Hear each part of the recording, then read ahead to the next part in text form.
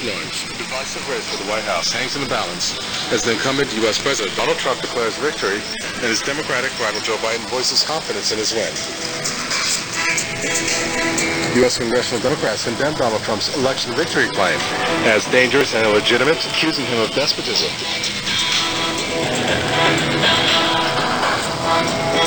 And Iran's president says it is not important for his country who takes the helm of the White House, calling on the next U.S. president to respect international law.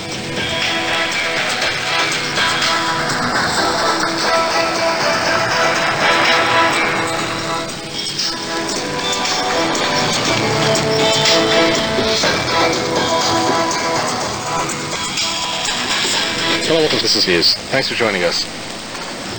Ballots are still being counted in key battleground U.S. states that will decide whether incumbent President Donald Trump or his Democratic rival Joe Biden wins the White House. With all polls closed, U.S. media projections show that Biden has secured 238 electoral votes, while Trump has grabbed 213. A candidate needs to win 270 electoral ballots to become president. The Democratic candidate has a narrow lead in Wisconsin, Nevada, and Michigan. The president looks secure to win Georgia and North Carolina. Trump is also ahead in Pennsylvania, but Biden is expected to edge in and possibly overtake him as some 1.5 million absentee ballots remain unaccounted for. Biden is also holding a lead of more than 1% over Trump in the popular vote. Meanwhile, U.S. President Donald Trump claimed that there have been, quote, surprise ballot dumps in the states where he was leading his Democratic rival. Trump, without offering any evidence, claimed that his votes started to magically disappear after surprise ballots started being counted. The president's campaign also says that Trump will keep his position if, quote, all legal ballots are counted. Meanwhile, his contender, Joe Biden, has pledged not to rest until every vote is counted. Biden's campaign has said the Democratic runner is on track to win the race. It said the former vice president has already secured the votes in Wisconsin, where Trump was initially ahead. The president has already claimed victory. I want to thank the American people for their tremendous support. Millions and millions of people voted for us tonight, and a very sad group of people is trying to disenfranchise that group of people. We were getting ready to win this election. Frankly, we did win this election. This is a major revolution. We want the law to be used in a proper manner. So we'll be going to the U.S. Supreme Court. We want all voting to stop. We don't want them to find any ballots at 4 o'clock in the morning and add them to the list. Okay? Earlier in the tweet, Trump also accused Democrats of trying to steal the vote. His threats met with bipartisan condemnations. Biden's campaign has described as outrageous Trump's threat to try to stop the vote counting, warning that it has legal teams ready to resist that effort. Former Republican New Jersey Governor Chris Christie slammed Trump's claims as a bad strategy. Congressional Democrats also hit out at the president. Adam Schiff accused Trump of lying and acting like a despot. Alexandria Ocasio-Cortez called the president's assertion of victory illegitimate and dangerous. Sam Husseini is a writer, artist, and founder of VotePack.org, joining us from Washington, D.C. We also have Michael Springman, author, attorney, and former diplomat, also joining us from Washington, D.C. I'd like to welcome you both. Michael Springman, let me first start with you. Let's take a look at what Donald Trump has said in terms of his overall viewpoint right now. And he's saying that, first of all, he's getting ready to go to the Supreme Court with his team. And in one of his sound bites that we just played, he said that, you know what, we have won. Tell us why that type of approach, those types of statements, could lead to a lot of problems for not only himself, but also for Americans as a whole. Well, I think that's a lot of hot air, and it's, again, another one of his wild and temperate statements. Although, in a way, he did win because the polls and the mainstream media kept saying that Trump was going to be badly beaten all across the country, and so far that hasn't happened, with several states still in contention. As I recall, it was Hillary Clinton who was telling Joe Biden never to give up, always to claim victory, and to refuse to give in. So it's an interesting combination of Trump doing exactly what Hillary Clinton told Biden to do. But it is absolute nonsense, and it does besmirch his his position as president to make these wild, intemperate remarks. Well, let's take a look, Sam Husseini, if we can, at what specifically Trump has said on this issue. That he's going to forge ahead with legal efforts, as he stated, to ensure legally cast and not illegally cast votes to be counted, and said that it expected to win. And here's the part. He said that he expected to win, even as ballots in key states continue to be tallied. I'm not too sure what he's trying to say there. What is your take on that? Well, I think there are different competing claims and assessments and machinations on different parties. I think that the posture of the establishment and the mainstream media has been completely scandalous. But I do think that Trump, with the assistance of his Postmaster General, DeJoy, has tried to find ways of minimizing the mail-in ballots. The mail-in vote was largely pro-Democrat, while the day of vote was largely pro-Trump. So you have a discrepancy as to how different things are coming in, and that's leading to this conflict. Parts of this, I should say, were predicted from early this year by the writer Whitney Webb, who writes for Unlimited Hangout. And she assessed that there would be a contested election along these lines, and she pointed to various war games the Transition Integrity Project and other groups have been doing in order to gin things up. Part of the threat, and of course, this in 2000, the Supreme Court stopped recounts giving the election to Bush in Florida.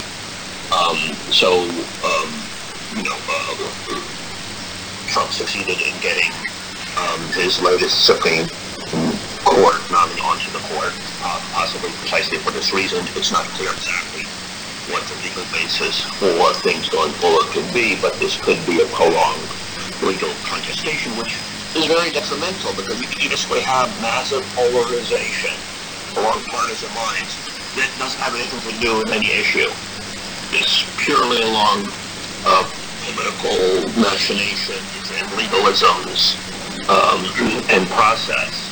And that's probably going to be very destructive, and you're going to have working class whites who backed Trump in significant part clashing with progressives who backed Biden even though he was against a lot of their principles. So it's a very contorted position for the U.S. electorate to be in.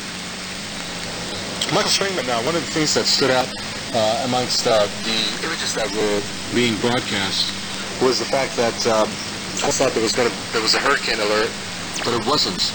There were people boarding up in Washington, D.C., their stores, their homes maybe. I don't recall exactly. Why was that happening? Are things that collect this election who wins? Well, so it is. They have had racial isolated general insurrection in the state of Washington, Oregon, Pennsylvania, and here in Washington, D.C. over the last couple of months. So it's, as Sam Husseini had remarked, the issue is, will people accept the results of the election? And if it goes the wrong way, what's going to happen? And piles of bricks and things like this indicate that they're getting ready to contest the election in any way, shape, or form that they can manage. Just last night in D.C., they had a couple of, they were termed scuffles by the Washington Post between demonstrators and the Washington Police Department. So I think that given what's happened in the past and the fact that they resisted Trump for 4 years, I believe that if the election shows that Trump eventually squeaks out a win, you will find a lot of people out in the streets complaining about it violently. The news on this just keeps pouring in, and I'm curious, we're not trying to just place Trump as accusing him only of faults here. Looking at some of the wires, for example, one, the Biden team saying that Trump faces embarrassing defeat. When these types of statements are coming out, is that the kind of reflective of the type of psyche that each of these Biden and Trump have in terms of their supporters? I mean, it's just not. It doesn't help when it comes down to accepting the final vote from the Americans' point of view. Sam Hosseini. Yeah, whatever happens here, the other much of the base of the other side will feel robbed, and that will be the source of grievances for years to come. And ultimately, it will have nothing to do with an issue. It's not like people protesting against the Iraq War or people protesting against economic injustice or something like this. It's purely along partisan lines based around procedural things. So it's very detrimental for the society. And there's no accepted source of information or news. Virtually all U.S. media are lined up on one side or the other.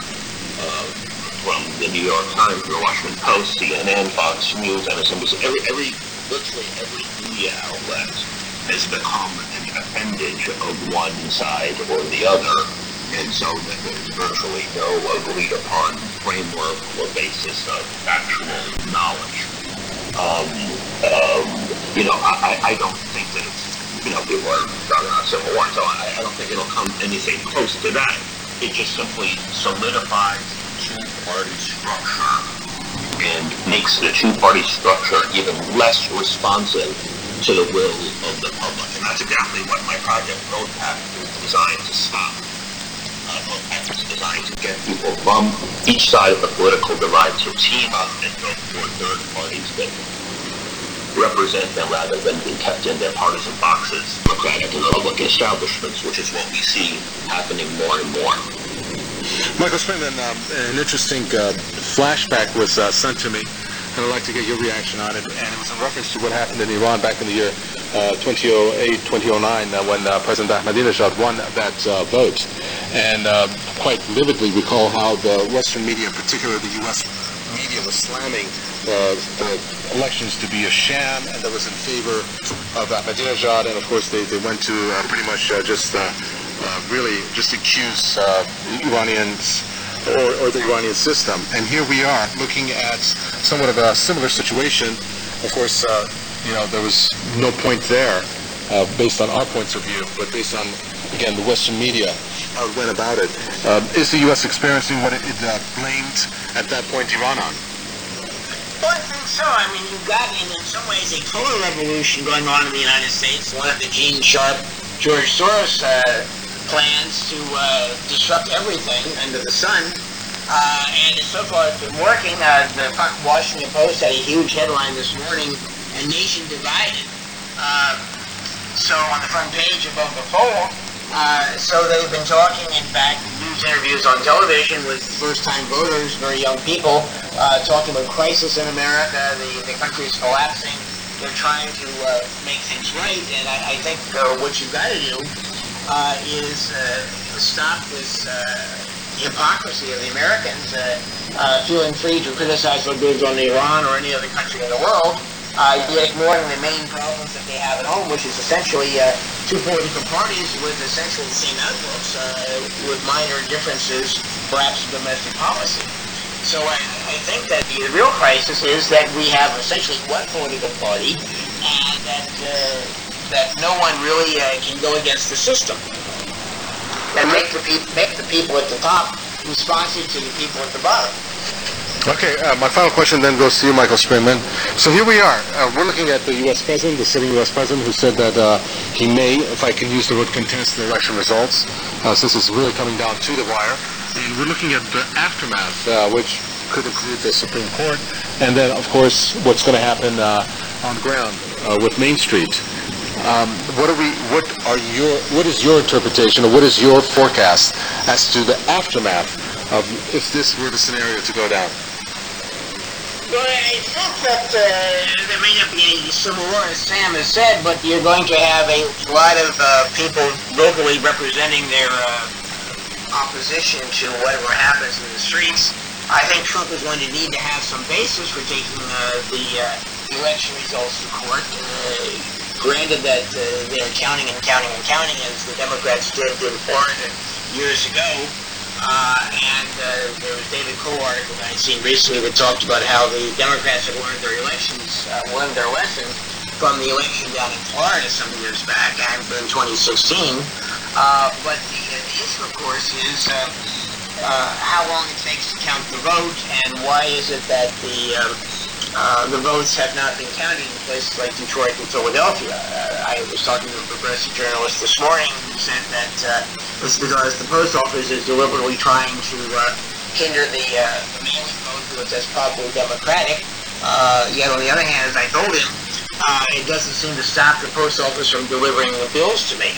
So I think that if they can prove that there's been some hanky-panky with the vote counting and keep counting and counting and counting, then Trump may have an issue there. Certainly you have delayed votes coming in from Americans abroad voting by absentee ballot or by American Armed Services members who are all over the world in far too many countries. They legitimately have a right to mail the ballots in.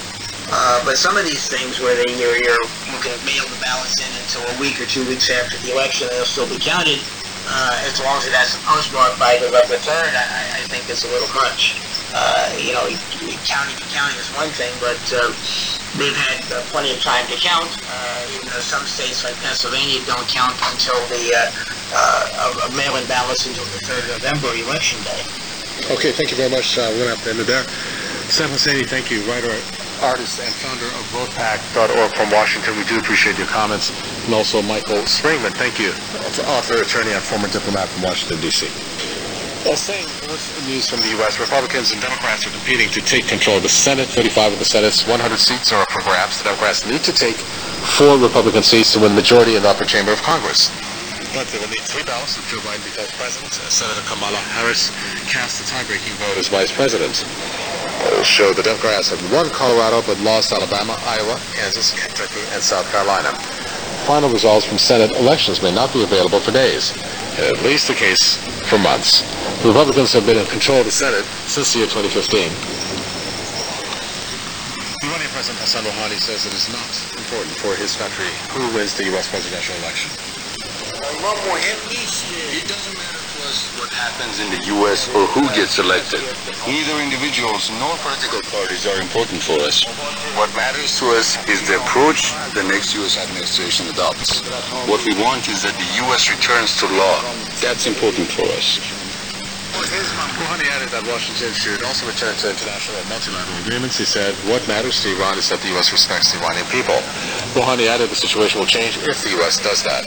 The Iranian president stressed that 3 years of the so-called maximum pressure campaign by the current U.S. administration has had no impact on Tehran. He said the Islamic Republic will pursue its own policies.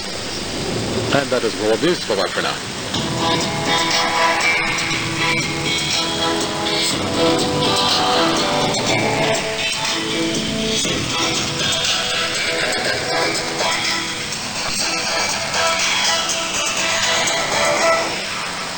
A diverse range of programs. Spirituality.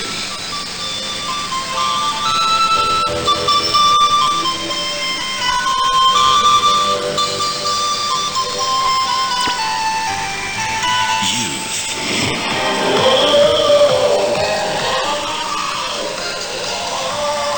Eastern Tales.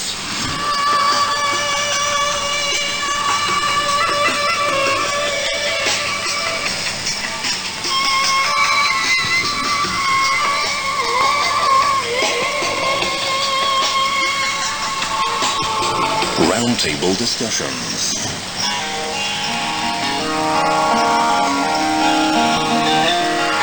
Culture.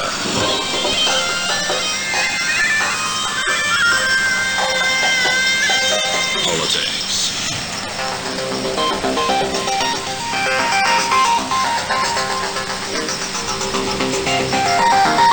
All produced by IRIB English Radio.